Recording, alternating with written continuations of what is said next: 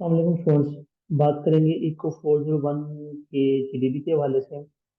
जी students, GDP शुरू करने से पहले अगर कोई भी जीडीपी या किसी भी असाइनमेंट को सोल्यूशन रिक्वायर्ड है तो आप मेरा कॉन्टैक्ट नंबर मौजूद है, ईमेल आईडी मौजूद है, मुझसे रब्ता करें। इंशाल्लाह पूरी कोशिश होगी कि एज अर्ली एज पॉसिबल आपको सोल्यूशन प्रोवाइड किया जा सके। इसके अलावा आपको क्विज या जीडीपी आपने बनवाना हो, असाइनमेंट बनवानी हो या क्विज करवाना हो तो उसके लिए भी आप कॉन्टैक्ट कर सकते हैं, कोई मसला नहीं है।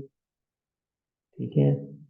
हर किस्म सर्विसेज अवेलेबल हैं को प्रोजेक्ट को, इंटर्नशिप रिपोर्ट, किसी किस्म का भी अ, कोई भी आपको हेल्प चाहिए, कोई आप स्टडी करना चाह रहे हैं, मीन्स के कोई सब्जेक्ट है जिसका प्रॉब्लम है, सिंपल फोन से सर होता है, फिर तो जो मेडिकल सब्जेक्ट है उनसे क्लियर नहीं हो रहा, वो पढ़ना चाह रहे हैं तो वो भी सर्विसेज अवेलेबल है, कोई प्रॉब्लम नहीं है।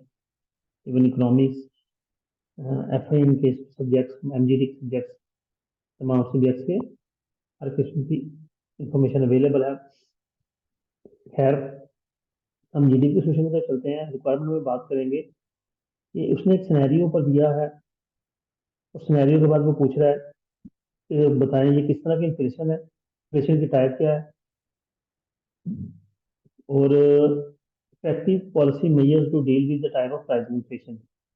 इस इन्फ्लेशन को डील करने के लिए कौन सी पॉलिसीज जरूरी है। सबसे पहले तो हम बात करेंगे टाइप ऑफ इन्फ्लेशन की, तो ये डिमांड पुल इन्फ्लेशन है। किस तरह से, when an economy total demand of goods and services surpasses its capacity for production, demand pull inflation takes place। यानी कि जब डिमांड प्रोडक्शन से इंक्रीज हो जाए तो डिमांड पुल इन्फ्लेशन जो है वो इंक्रीज हो जाए, क्रिएट हो जाती है। इसका मतलब क्या होता है कि ये डिमांड की वजह से इन्फ्लेशन क्रिएट हुई है।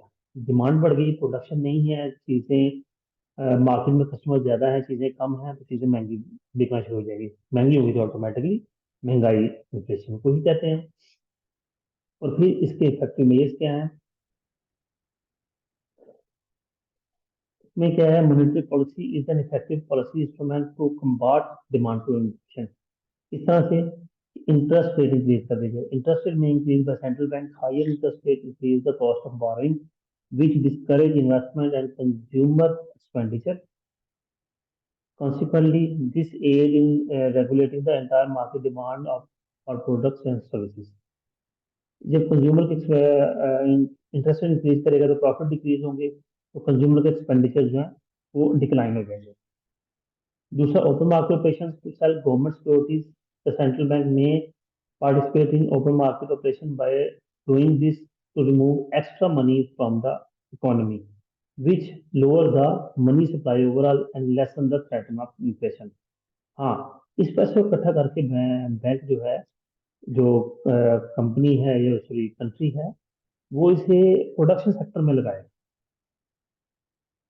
रिजर्व रिक्वायरमेंट्स इंक्रीज की जाए। अल्टीमेटली मैंने आपको बताया कि ये सारा पैसा अगर प्रोडक्शन सेक्टर में लगाया जाए, चीजें प्रोड्यूस की जाए, तो अल्टीमेटली फिर डिमांड को, इन्फ्लेशन को ओवरकम किया जा सकता है। चौथा पॉइंट जो मैं यहाँ लिख नहीं सकता, मुझे अभी ये ज़हन में आया कि प्रोडक्शन को इंक्रीज किया जाए इन तीनों चीजों को यूटिलाइज करके। तो ये आप खुद लिख लीजिएगा, increase in production by utilising the funds which are collected by the central bank. Central bank जो फंड्स कलेक्ट करे इंटरेस्ट इंक्रीज करने की वजह से, या सिक्योरिटी सेल करने की वजह से, या रिजर्व इंक्रीज करने की वजह से, तो फिर उस थ्रू प्रोडक्शन इंक्रीज होने से अल्टीमेटली उसको फायदा होगा।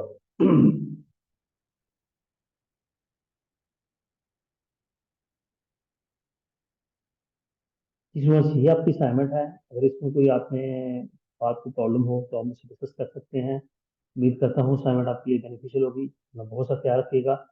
अल्लाह हाफिज़।